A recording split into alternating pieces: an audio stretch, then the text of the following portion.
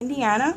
She started off with hair care products for African American women. She later expanded to cosmetic products for African American women, which led to a growth in her business and the ability to do what's known as door to door sales. She was able to provide job opportunities for many African American women that would have normally had to work in a domestic capacity.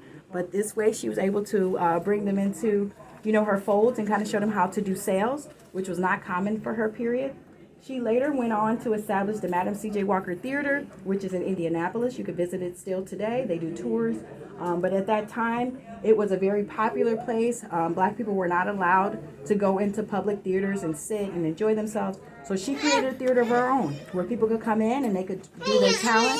It attracted a lot of black people to Indianapolis. So if you go down there, you can see like a historic walk of Indianapolis and kind of how it came to be as it is today. I've been calling her a baddie all day because she was representing what was considered a baddie. If you look at that picture of her, she's in the car with three other ladies. It was not typical for women to drive because it took physical strength to be able to maneuver a car.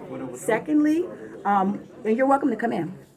Secondly, women were not allowed to be out and about just doing their own thing, so it was not common to drive without a man. And then lastly, a car full of women was definitely not common. It was considered to not be safe. It was considered to be something women didn't do. So she's there in that picture showing, I am taking pictures with my girls. We're in the car. I'm driving. And we don't care that this is not the thing to do. Was she a madam? I don't know for her madam side, but they did call her madam, so she must have had something to do with that.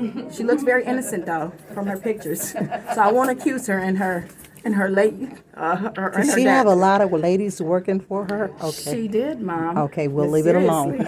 And they called her Madam, too. Okay, so all right. We'll leave that alone. Okay. But above Madam C.J. Walker, you can see Louis Latimer. He did not create the light bulb, but what he did create was the components within the light bulb to make it work. So you can thank him anytime you flip a switch and the light comes on. He is the reason why.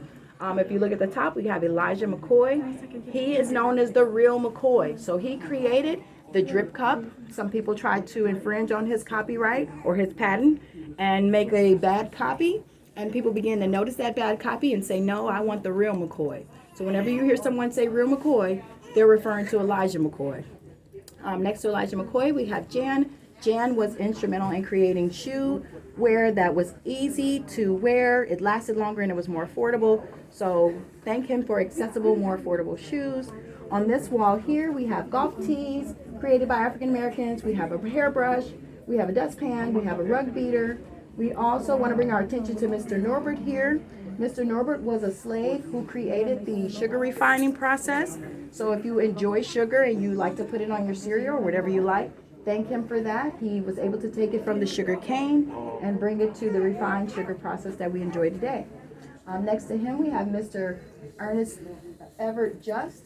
Mr. Just was instrumental in identifying cellular components and understanding how things operate on a cellular level. So science has been built off of the knowledge that he discovered. So we can thank him for the expansion of pathology and understanding how illnesses work and how sicknesses work on the cellular level. He's just a very smart gentleman. Then next to him, we have Daniel H. Williams. He was the first successful heart surgeon. He established a hospital in Chicago in the late 1900s. 3 years after the establishment of the hospital, he did his first heart surgery, which was successful. Then we have next to him, Mr. Henson. Mr. Henson was the first African American explorer of the South Poles.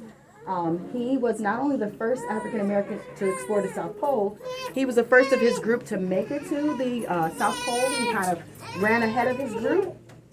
Next we have Charles Drew, which someone brought my attention to his last name being Drew, because when you think about blood draws, think about Charles Drew. He's the reason that we understand plasma and how to use it and how to extract it from blood.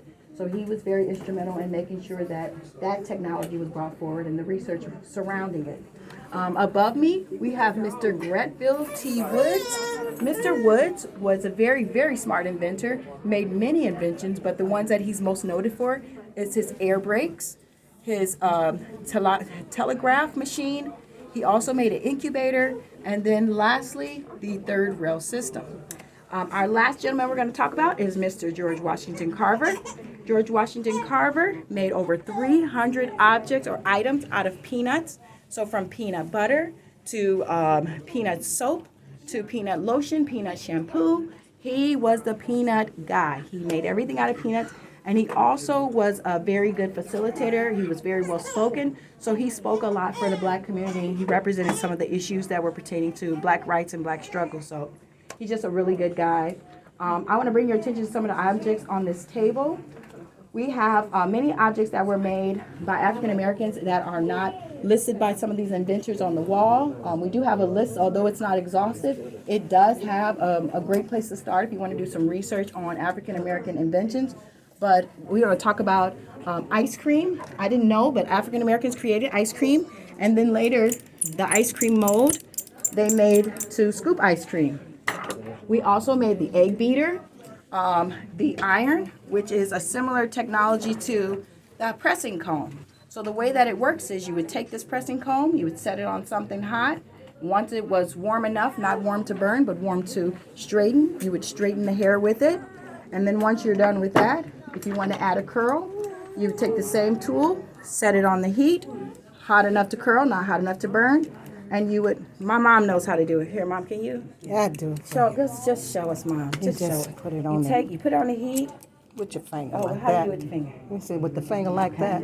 And then you roll it in your hand. How You you roll roll it it? like You that. roll it in your You roll it, and then you flick, flick, flick, flick, flick. And the curl will continually go through and through and through. And you roll it again. And you roll it till you get a pretty curl. And then it Comes on out. See, that's talent. that's how you do it. That's talent. I don't want to see these hot combs again, but that's talent. And they broke our hair off with those. My mom was the hot comb queen.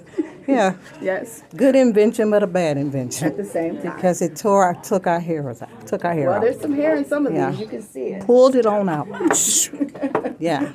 But it did give us that look that Madam C.J. Walker was going for. Yeah, we which was is- going which for is a straight hair. But a lot of other inventions created by African Americans. That's all I have for you guys. Thank you for listening. I do have some lists if you want to grab handouts that talk about more inventions than the ones that we discussed today. Thank you guys for listening. Beautiful, beautiful, All right, beautiful. Thank you. Very enjoyable. Thank you, Mom. You're welcome, I'm glad daughter. to see you. I'm so glad to see you. You got a long time to go, huh?